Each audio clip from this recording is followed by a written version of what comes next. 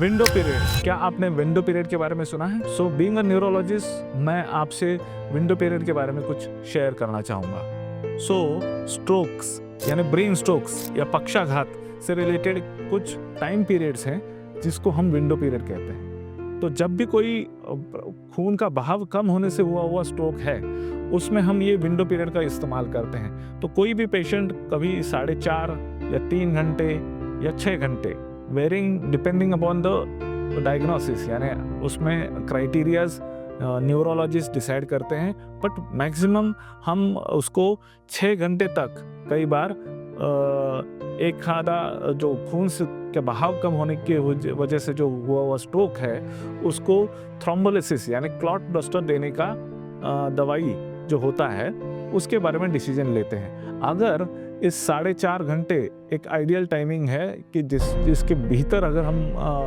वो पहुँचे और वो दवाई दे पाएँ, तो कई बार पेशेंट को बहुत फ़ायदा होता है। लेकिन इसके आगे जब देर हो जाती है, विंडो पीरियड से बाहर जब व्यक्ति मेडिकल अटेंशन लेता है, तो उस वक्त हम वो क्लॉट बस्टर यूज़ कर नहीं पाते, क्योंकि अगर वहाँ पे हम वो क्लॉट बस्टर यूज़ करना चाहें तो भी फ़ायदे से ज़्यादा नुकसान होने के चांसेस है। और एक प्रोसेस है जिसको हम बोलते हैं मैकेनिकल थ्रोम्बेक्टोमी।